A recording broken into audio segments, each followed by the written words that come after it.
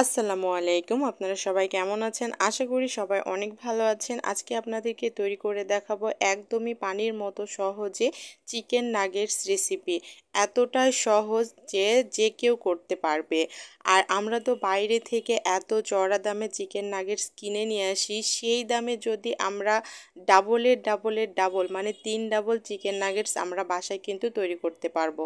তো এই জন্য প্রথমে আমি 4টা ব্রেড নিয়েছি। ব্রেডের আমি ব্রাউন অংশগুলো কেটে নিয়েছি। ব্রাউন অংশগুলো আমি ফেলে দেব না, সেগুলো আমি পরে কাজে লাগাবো। এখন আমি সাদা অংশগুলো একটা বাটিতে পানি নিয়েছি। পানিতে আমি সুন্দর করে একটু এপাশ ওপাশ ভিজিয়ে শক্ত করে চিপে নিয়েছি যেন পানি না থাকে। আর একটা বাটিতে আমি হাড্ডি ছাড়া মুরগির মাংস টুকরো টুকরো করে কেটে নিয়েছি, আর খেয়াল করবেন যেন পানি না থাকে। দিয়ে দিলাম আমি সেই ভেজানো ব্রেডগুলো। 4 থেকে 5টি আস্ত গোলমরিচ, কালো গোলমরিচ, 1/4 চা চামচ কালো গোলমরিচের গুঁড়া, হাফ চা চামচ আদা রসুন বাটা, হাফ চা চামচ মরিচের গুঁড়া, দিয়ে দিলাম 1/3 চা চামচ চিলি ফ্লেক্স, এটা কিন্তু অপশনাল, হাফ চা চামচ গরম মশলার গুঁড়া, হাফ চা চামচ চিনি, দিয়ে দেব পরিমাণ মতো লবণ, এবং দিয়ে দিলাম আমি 1 টেবিল চামচ সয়া সস, 1 চা চামচ টমেটো সস, দিয়ে দিলাম আমি 2 টেবিল চামচ কর্নফ্লাওয়ার এবং ব্রেড দুইটাই কিন্তু দেওয়ার চেষ্টা করবেন, তাহলে কিন্তু নাগেটসটা খেতে ভালো হবে। দিয়ে দিলাম আমি 1 টেবিল চামচ তেল। আপনারা যদি এখানে তেল না দিতে চান, এখানে বাটারও কিন্তু ইউজ করতে পারেন। আর আমি দিয়েছি এখানে একটি লেবুর রসটা আমার স্কিপ হয়ে গেছে, আপনারা অবশ্যই দিবেন, তাহলে কিন্তু যে একটা গন্ধ থাকে সেটা থাকবে না। সব উপকরণগুলো আমি সুন্দর করে মেখে এখন ব্লেন্ড করে নেব। আপনারা চাইলে কিন্তু এটা পাটাতেও বেটে নিতে পারেন। এবারে আমি একটা প্লেট নিয়েছি।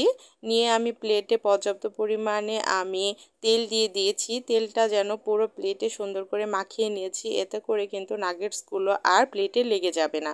এবারে আমি ব্লেন্ড করা চিকেনের যে কিমা সেগুলো আমি সব নিয়ে নিলাম। সুন্দর করে কিন্তু সফট করে এটা কিমা করে নিতে হবে। দিয়ে হাতেও কিন্তু একটু সুন্দর করে তেল মেখে নিতে হবে, একটু বেশি করে, তাহলে কিন্তু আপনার হাতেও লাগবে না। দিয়ে যে সুন্দর আমি একটা স্কোয়ার শেপ করে নিয়েছি। নিয়ে এখন আমি নাগেটসগুলো কেটে নেব। আপনারা এটা যার যে পছন্দ সে পছন্দ অনুপাতে কিন্তু শেপ দিতে পারেন। তো এই যে আমি সুন্দর করে কিন্তু কেটে নিচ্ছি। এই যে আমার সবগুলো কাটা হয়ে গেছে। এখন আমি হাতে একটা একটা করে তুলে নেব এবং দুই হাত দিয়ে চেপে চেপে সুন্দর একটা শেপ দিয়ে দেব। এতে কিন্তু শেপটা আরও সুন্দর হবে। যেহেতু চিকেন কিমাগুলো অনেক নরম এবং সফট থাকে, এই জন্য একটু হাতের সাহায্যে সুন্দর করে শেপটা দিয়ে দিতে হবে।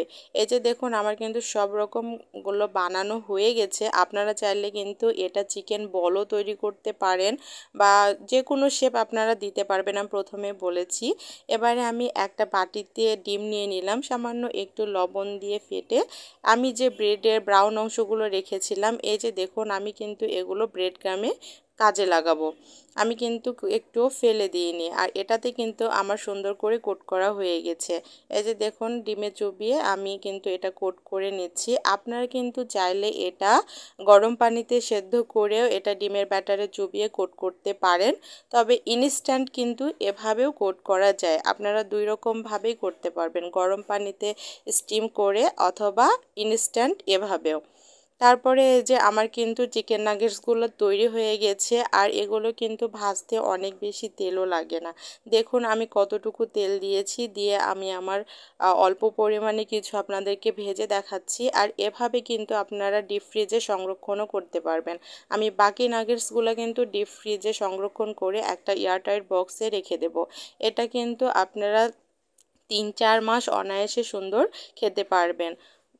ফ্রিজ থেকে বের করে সুন্দর করে ভেজে নেবেন, তাহলে কিন্তু হয়ে যাবে। আর এতটা সুন্দর ফুলেওছে, মানে খেতে মাশাআল্লাহ অনেক সুন্দর হয়েছে। আমরা তো বাইরে অনেক দাম দিয়ে এটা কিনে খাই, কিন্তু এত সহজে যদি বাসায় অনেকগুলো তৈরি করতে পারেন তো আমার মনে হয় অনেক বেশি ভালো হবে, আর বাচ্চারাও কিন্তু খুব মজা করে খেতে পারবে। আশা করি আমার এই রেসিপিটি আপনাদের খুবই ভালো লেগেছে। ভালো লাগলে আমার চ্যানেলটি সাবস্ক্রাইব করবেন, আমার ফেসবুক পেজটি ফলো করবেন, লাইক কমেন্ট শেয়ার করবেন, করে আমার পাশে থাকবেন।